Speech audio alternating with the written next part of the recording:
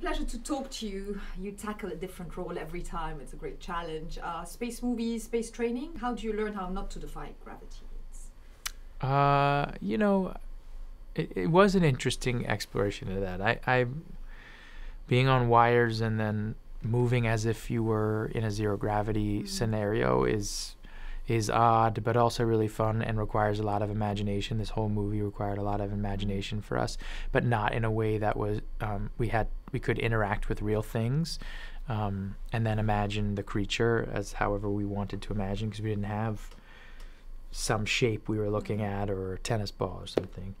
But in terms of zero gravity, I had a great time trying to figure out how my character would move in space and how agile he would be. And I made so many strange mistakes, that we had a wonderful movement coach who worked with us all the time, and take after take would be like, you're moving like that. Or you learn about your body, for instance. All the muscles moving. Yeah, like what you rely on, how you move. It was very interesting to have somebody watch you in that environment and say, you're leaning to the right, you keep leaning to the right. You go, why? That's so interesting, And so I learned a lot about myself, where I have weaknesses and strengths in my own body, and it was really fun. Yeah.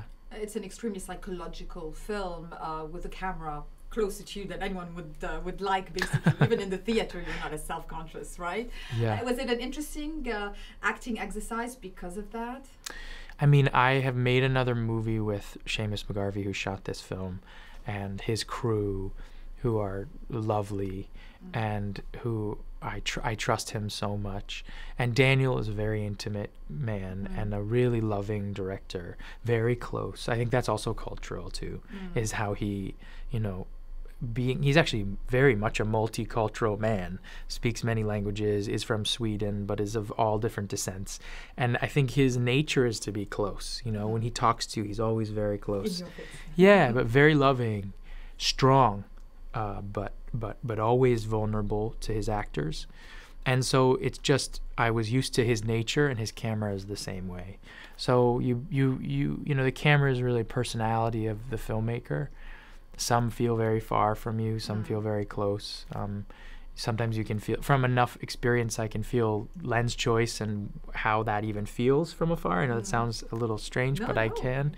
So, I loved the closeness, because a lot of times you're in the mind of the character, but there's a real isolation to the story. So for us, and experiencing is different for the audience, because when you're alone in there and feeling isolated, it's nice when something's close.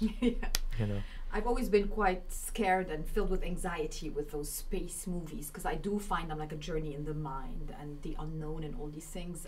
What have been the films that have scared you growing up, that you've loved and were scared by? I was scared by different things, in different movies. I don't know if it's like the actual scary things. I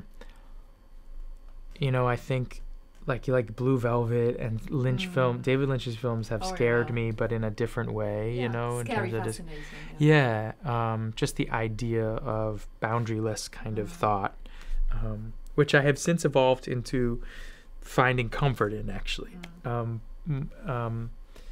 I was trying to think of movies when I was a kid that I was really afraid of. I remember being sort of very scared when I first saw like Clockwork Orange and movies like that. But again, they're all like more psychological. There, I was there